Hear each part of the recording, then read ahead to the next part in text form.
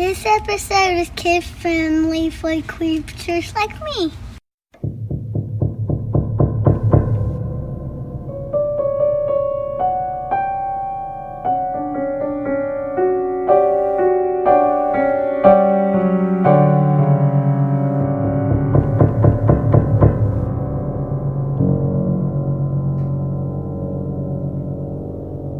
Hey y'all, I'm Donna. And I'm Carrie. And we are Paranormal Chicks. Story time. Halloween story time. Yes. So if y'all have listened, you know that my mom made up a story and she used to tell me as a kid, Heebie and Jeebie. Well, I loved it so much and I couldn't remember all of it, and she's not with us any longer, so couldn't ask her, and I'm not going to play with the Ouija board. So I recreated it and we are going to read it to y'all. Here we go. This is kid-friendly, like Cole said in the beginning, so cuddle up with your littles and let them listen. It was Halloween morning, and Heebie and Jeebie were beyond excited. This was finally the year. They were old enough to go trick-or-treating on their own, or at least in their own neighborhood. They raced down the stairs, still in their PJs. They were practically bouncing with excitement. Their dad was in the kitchen making pumpkin-shaped pancakes. He even had witch hat hash browns. He knew that this was their first Halloween since their mom had passed, so he wanted to make it special. His effort did not go unnoticed. The boys wasted no time and quickly sat at the kitchen island and began assembling their breakfast plates. Between bites, and sometimes even with their mouths full, Heebie and Jeebie peppered their dad with questions about tonight. "Are we going to see witches, ghosts, and goblins?" asked Heebie. "I don't know. You'll have to wait and find out," winked their father. "Dad, they don't really exist." "Do they?" Jeebie sheepishly asked. He was 30 seconds older. He was the brave one, but the more he thought about the possibility of real monsters, he became a little less sure of himself. "You two will have to look out for one another. Stay close and only go to the houses with their lights on," their dad instructed. The boys nodded, still devouring their breakfast. "What do we do if we see them? Will a witch cast a spell on us? Can a ghost touch us?" they questioned, speaking over one another, both eager to be reassured by their father. "Here's what you do.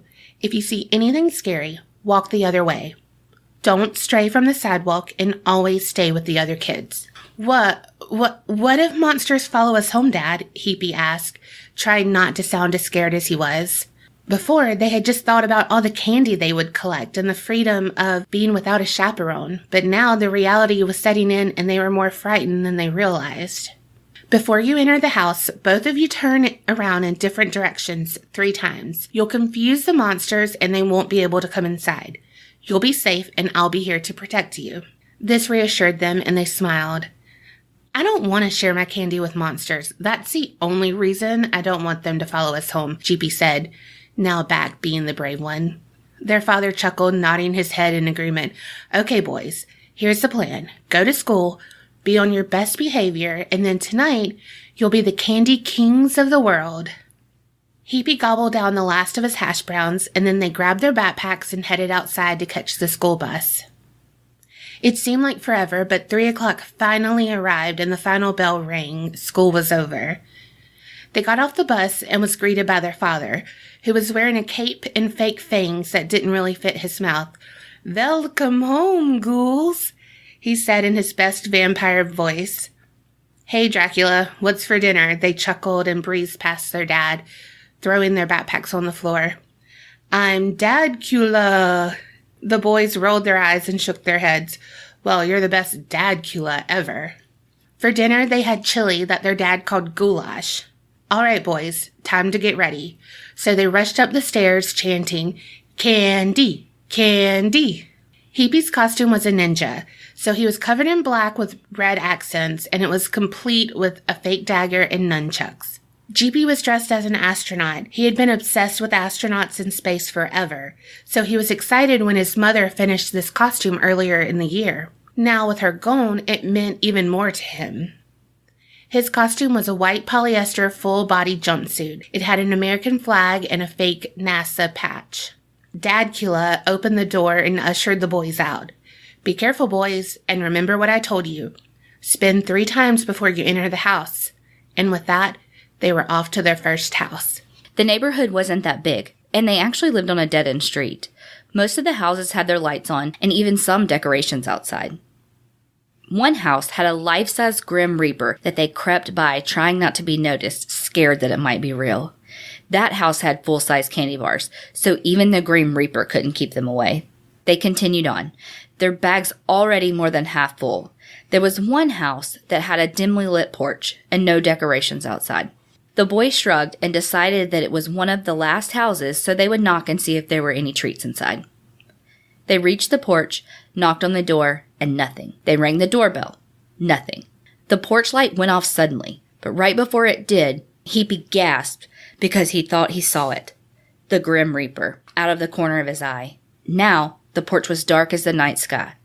They ran down from the steps, gripping their candy bags tightly, their eyes wide and their breath heavy as they both ran towards a couple of bushes at the end of the street. "I saw him!" screamed Heebie. Jeebie quickly covered his mouth and whispered, "Shh." They both tried to calm themselves, and Jeebie decided that Heebie was dressed in dark clothing, so he might could sneak out of the bush and be able to assess the situation. After some big brotherly love, also known as pushing Heebie out of the bush, Heebie crept to a nearby tree. Though he was scared, he couldn't help but feel like a real-life ninja. He couldn't see anything, so he slowly walked over closer to the dark house. The wind was blowing wildly. It sounded almost like a howl. Heebie kept his eyes peeled as he went to the side of the house. Just then, he heard, "Boo!" Startled, he jumped. Suddenly, something grazed his leg and he screamed and sprinted off to the bushes again to find Jeebie. As he was running, he kept feeling the hand grab at him, but only ever grazing his leg, never able to grip him. "He's trying to get me!" Jeebie's eyes widened as he listened to Heebie's screams, so he ran to meet his brother. However, he started laughing so hard he snorted, because what was getting Heebie was his nunchucks, not the Grim Reaper. Heebie was embarrassed but grateful. "Don't you ever make me do that again. You made me more scared. It's your fault." Jeebie shrugged and continued to laugh. That is until he heard, "Heebie! Jeebie!" They both looked at each other, eyes wide, their mouths hanging open. They had both heard it. That was their names. "Let's go home. Let's get Dad." They ran so fast that they almost stumbled a few times. They pushed past the neighborhood kids and their parents. They ran up their porch and through the door and hurriedly closed and locked it. They heard their dad taking a shower, and they didn't want to get in trouble, so they decided they wouldn't tell him after all. They went and turned on the TV in the living room and emptied their candy on the floor. They were both still a little unnerved, but the mountain of candy definitely made everything worth it. After all, they were home safe and sound. Until Jeebie's eyes widened and his mouth opened, but no words came out. It's him. He had seen the Grim Reaper outside the window. They turned off the lights and ran upstairs, not caring if they were going to get in trouble. They banged on the bathroom door. "Who's there?" their dad asked loudly. "Dad! We need you!" They heard the water shut off and then quickly opened the door. Their dad was in his robe, his hair dripping wet. "What's wrong? What happened?" he questioned nervously. We were followed. We forgot to spin 3 times and the monster is in here. It's the Grim Reaper. We're going to die." They both yelled at the same time, their faces red with worry and adrenaline. "Okay, y'all get behind me. We're going to go downstairs and I'm going to check this out." One foot and then the other. Down the stairs they went. He made the boys get behind the couch. The lights were still off, so the room was only lit by the street light outside. Just then, their father saw the hood of the Grim Reaper and gasped. "Okay, boys, stay here. I'll be back," he instructed, barely above a whisper, but his eyes showed he meant it. He opened the sliding glass door to the patio. He stuck his head out, looked left, then right. Suddenly, he heard, "Gotcha!" and felt a hand grip his shoulder. He was so shocked he couldn't even scream, but he jumped almost about a foot in the air. "Oh, sorry. I thought you were Heebie and Jeebie," the Grim Reaper said. He then pulled off his hood and revealed he was their next-door neighbor, Mr. Jean. Both men just looked at each other and then shook their heads. "Come on in," their dad said. "Boys, it's okay. Come on out and see who it is." They peeked over the couch and then saw Mr. Jean. "Do you want some warm cider?" their dad asked. "I think y'all have some explaining to do." So Heebie, Jeebie, their dad, and Mr. Jean all sat around the kitchen island. Mr. Jean explained that he had overheard Heebie and Jeebie that morning asking about ghosts and goblins, so he thought he would just play a little prank on them. The only costume he had was the Grim Reaper. He hadn't meant to scare them like that. He meant only to scare them when they went to his house for candy, but he missed them because they had snuck by.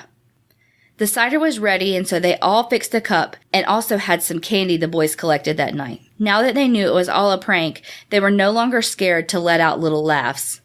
It was a good one. You definitely got us. And this will be a Halloween to remember. We hope y'all enjoy. And remember, Creep it real and don't get scared.